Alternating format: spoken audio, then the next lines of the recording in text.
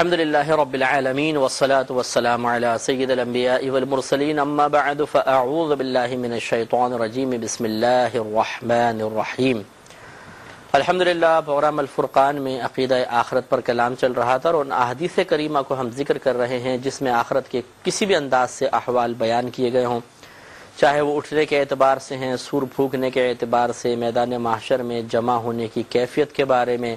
شفاعت کے بارے میں، حساب و کتاب، ترازو، سیدھے ہاتھ میں اعمال نامہ یا الٹے ہاتھ میں اعمال نامہ، پل صراط، جنت دوزخ، یہ چونکہ تمام چیزیں آخرت سے تعلق رکھتی ہیں اور ان پر ہمارا عقیدہ ہے کہ سب چیزیں معاملات آخرت میں ہوں گے، اور ان عقائد کے حصول کے لیے ہمارے مآخذ اور مراجع قرآن اور حدیث ہیں۔ تو پہلے ہم نے قرآن سے کچھ چیزیں بیان کی ہیں، حدیث سے آپ کو عرض کر رہے ہیں تاکہ ہمارا عقیدہ مضبوط سے مضبوط تر ہو۔ فکر آخرت ہوتی ہے تو انسان اپنے اعمال کی درستگی کی طرف متوجہ رہتا ہے، توبہ کی توفیق ملتی رہتی ہے، اور جو اپنی آخرت کو فراموش کر دیتا ہے وہ گناہوں پہ آپ کو دلیر نظر آئے گا، نیکیوں پہ استقامت کبھی بھی نہیں ہوگی، اور سب سے بڑی بات یہ کبھی توبہ نہیں کرے گا کہ چلو بعد میں دیکھیں گے، وہ ٹالتا رہے گا توبہ کو۔ لیکن جس کا عقیدہ آخرت جتنا زیادہ مضبوط ہوگا وہ توبہ میں اتنی ہی جلدی کرے گا، اس لیے کہ اس کو یقین ہوگا کہ اگر اچانک موت آ گئی تو وہ جو آخرت کے احوال میں نے سنے ہوئے ہیں وہ میرے سامنے بھی ہوں گے، تو پھر میں کس طریقے سے انہیں فیس کروں گا، کیسے اللہ تعالیٰ کی بارگاہ میں جا کے حساب و کتاب دوں گا، کہ میرے سیدھے ہاتھ میں اعمال نامہ آتا ہے، الٹے ہاتھ میں آتا ہے، ایک فکر ہوتی ہے انسان کو۔ لہٰذا عقیدہ آخرت کی مضبوطی یہ بہت ہی ضروری ہے۔ حضرت سہل بن سعد رضی اللہ تعالی عنہ اس کے حدیث کے راوی ہیں۔ حدیث ہے بخاری و مسلم کی اور نمبر ہے 5296۔ اس میں یہ قیامت کے احوال کے بارے میں یہ حدیث ارشاد فرماتے ہیں کہ نبی کریم صلی اللہ علیہ وسلم نے ارشاد فرمایا کہ لوگ قیامت کے دن اس سفید زمین میں جمع کیے جائیں گے جو میدے کی روٹی کی طرح ہے۔ اس میں دونوں کے اندر یہ تشبیہ استعمال کی گئی ہے۔ ایک تو سفید زمین، وہ خالصتاً سفید نہیں ہوگی بلکہ جیسے بعض حدیثوں میں ہے کہ زمین تانبے کی بنا دی جائے گی، یعنی سرخی مائل بسرخی ہوگی، سفیدی کی آمیزش بھی ہے اور ذرا لالی بھی اس کے اندر ہوگی تو تانبا سا محسوس ہوگی۔ دوسرا میدے کی روٹی کی طرح ہے، یہ اس کی گولائی کی طرف اشارہ کرنا مقصود ہے کہ روٹی کی طرح بنی نہیں ہوگی بلکہ کیا ہے، گولائی کے اندر ہوگی وہ زمین، اور وہاں پر اللہ تبارک و تعالی لوگوں کو جمع فرمائے گا۔ اور اس زمین کی کیفیت یہ ہوگی، سرکار فرماتے ہیں کہ جس میں کسی کی کوئی علامت، کوئی علم، کوئی نشان نہیں ہوگا، یعنی سپاٹ میدان ہے، کوئی ایسا نہیں کہ کسی کا کوئی کہے جی یہ میرا گھر ہے، یہ میرا آستانہ ہے، یہ جو ہے ستون یہ ہمارے خاندان کی علامت ہے، کچھ بھی نہیں، سب گویا کہ برابر آ کر وہاں پر کھڑے ہو جائیں گے۔ اسی طرح حضرت ابو ہریرہ رضی اللہ تعالی عنہ اس کے راوی ہیں، بخاری و مسلم کی حدیث پاک ہے، حدیث نمبر 5298 ہے۔ یہ فرماتے ہیں کہ نبی کریم صلی اللہ علیہ وسلم نے ارشاد فرمایا کہ لوگ میدان محشر میں 3 طریقوں سے جمع کیے جائیں گے۔ نمبر 1 رغبت کرنے والے، دوسرے خوف کرنے والے، اور تیسرا فرمایا کہ 2 اشخاص ایک اونٹ پر ہوں گے، اور 3 ایک پر ہوں گے، اور 4 ایک پر ہوں گے، اور 10 ایک اونٹ پر ہوں گے۔ یعنی یہ جو سرکار نے آپ غور فرمایا کہ 2 سے شروع فرمایا، 2 آدمی ایک اونٹ پر ہوں گے، ایک آدمی ایک اونٹ پر ہوگا ذکر نہیں کیا، اس کے بارے میں علماء نے فرمایا کہ وہ انبیاء علیہم السلام ہوں گے۔ پھر اس کے بعد حسب مراتب لوگ سواریوں پر آ رہے ہوں گے، اور بعض پیدل بھی ہوں گے جیسے کہ ابھی اور روایت آئے گی۔ اور ایک روایت کے مطابق جس سرکار نے فرمایا کہ 10 آدمی ایک اونٹ پر ہوں گے، یا تو اونٹ بہت طویل ہوگا کہ اس پہ 10 آدمی سوار ہو جائیں گے، نیک آدمی، اور یہ یوں ہوگا کہ باری باری وہ اس کے اوپر سوار ہوں گے جیسے کہ شارحین نے بیان فرمایا۔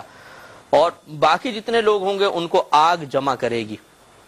جہاں وہ ٹھہریں گے آگ ٹھہرے گی، جہاں وہ چلیں گے آگ بھی ان کے ساتھ چلے گی، جہاں وہ صبح کریں گے آگ بھی ان کے ساتھ صبح کرے گی، جہاں وہ شام کریں گے آگ بھی ان کے ساتھ شام کرے گی۔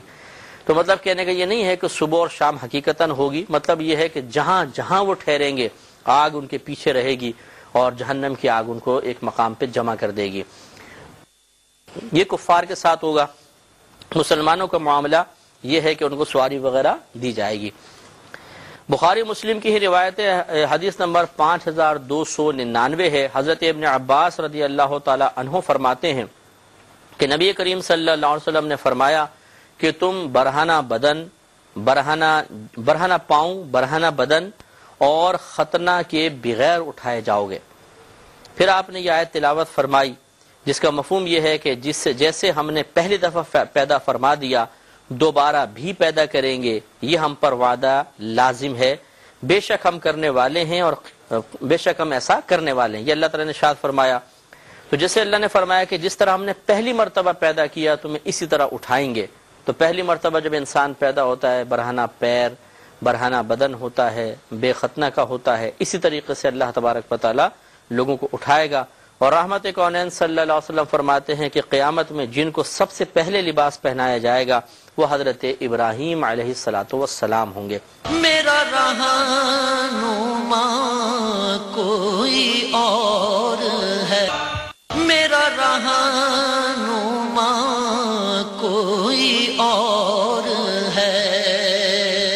یہ دو حیثیتیں رکھتا ہے یہ جملہ کہ یا تو ایسا ہوگا کہ سب سے پہلے ابراہیم علیہ السلام کو اٹھایا جائے گا اور آپ کو لباس پہنایا جائے گا، نبی کریم صلی اللہ علیہ وسلم بعد میں تشریف لائیں گے، اور یا ایک جزوی فضیلت کا بیان ہے کہ یہ خاص ایک بس نبی آدم علیہ السلام ابراہیم علیہ السلام کا خاص کسی مقام کا تذکرہ ہے کہ آپ کسی خاص مقام پر ہوں گے تو وہاں آپ کو پہلے لباس پہنایا جائے گا۔ اس تعویل کی ضرورت اس لیے پیش آئی کہ یہ صحیح حدیثوں میں ہے کہ نبی کریم صلی اللہ علیہ وسلم نے ارشاد فرمایا کہ سب سے پہلے بروز قیامت میری قبر شق ہوگی اور میں اپنی قبر سے باہر آؤں گا، پھر ابو بکر ہوں گے، پھر عمر فاروق ہوں گے، تو جس سے ثابت ہوتا ہے کہ سب سے پہلے اٹھنے کے سلسلے میں نبی کریم صلی اللہ علیہ وسلم کو فوقیت ہوگی۔ اور یقینی سی بات ہے کہ یہ پہلے بھی بات گزر چکی ہے کہ جتنے انبیاء علیہ السلام ہیں، نیک لوگ ہیں، وہ ستر ان کا کھلے نہیں ہوں گے، یہ عام لوگوں کا بیان ہے، وہ لباس میں ہوں گے۔ تو یہاں ایک خصوصی فضیلت کا ذکر کر دیا، ورنہ نبی کریم صلی اللہ علیہ وسلم کو ہی اس سلسلے میں بھی فوقیت حاصل ہوگی۔ ایک بخاری مسلم کی روایت ہے 5300 نمبر حدیث پاک کے سیدہ عائشہ صدیقہ رضی اللہ تعالی عنہا اس کی راویہ ہیں، کہتی ہیں کہ میں نے رسول کریم صلی اللہ علیہ وسلم سے دریافت فرمایا کہ روز قیامت لوگوں کو برہنہ پاؤں، برہنہ بدن اور ختنے کے بغیر اکٹھا کیا جائے گا، تو اسی نے سرکار نے ارشاد فرمایا، تو میں نے عرض کیا رسول اللہ صلی اللہ علیہ وسلم کیا مرد اور عورتیں اکٹھے ایک دوسرے کو دیکھتے ہوں گے؟ تو رحمت کونین صلی اللہ علیہ وسلم نے فرمایا کہ عائشہ بات اس سے زیادہ سخت ہے کہ ایک دوسرے کی طرف دیکھا جائے۔ تو جیسے یہ پہلے بھی ہم نے حدیث بیان کی تھی کہ وہاں پر جس کیفیت میں انسان اٹھایا جائے گا وہ کیفیت بیان کی گئی، لیکن کیا اس وقت یہ ہوش ہوگا کہ کوئی اپنے برابر میں کسی کو دیکھ سکے؟ ایسا نہیں ہے، سب کی نگاہیں آسمان کی طرف اٹھی ہوں گی، کیونکہ معاملہ بہت ہی دہشت ناکی کا معاملہ ہے، جس کو سمجھانے کے لیے ایک حقیر سی مثال ہم نے پہلے بھی آپ کو عرض کی تھی کہ اگر آپ کسی بازار وغیرہ میں جا رہے ہیں، رش کافی ہے اور وہاں ایک دم بم بلاسٹ ہو جائے اور اپنی آنکھوں کے سامنے آپ لوگوں کے چیتھڑے اڑتے ہوئے دیکھیں، منہ پھٹ گئے ہیں، ہاتھ کٹ کے وہاں گر گیا، پیر کٹ کے وہاں گر گیا، آنتیں باہر نکل آئیں، اس وقت کیا کسی کو ہوش ہوگا کہ وہ اپنے برابر میں دیکھے کون بھاگ رہا ہے اور کون بیٹھا ہوا ہے اور کون خوبصورت ہے اور کون بدصورت ہے؟ اس وقت انسان کے ہوش اڑ جائیں گے، اس کے حواس ٹھکانے میں نہیں ہوں گے، اور صرف ایک ہی فکر ہوگی کہ کسی طریقے سے اس مقام سے دور جا کر اپنی جان بچائی جائے۔ تو یہ ایک حقیر سی مثال میں نے اس لیے عرض کی کہ قیامت کی ہولناکی اس بم بلاسٹ سے کئی ہزار گنا زیادہ ہیں، جس کا آپ اور میں دنیا میں رہتے ہوئے اندازہ کر ہی نہیں سکتے ہیں۔ تو لہٰذا وہاں کا معاملہ اگر آپ تھوڑا سا غور فرمائیں تو بالکل واضح ہوگا کہ اتنی دہشت، اتنا ٹینشن، اتنے زیادہ باطنی اضطرابات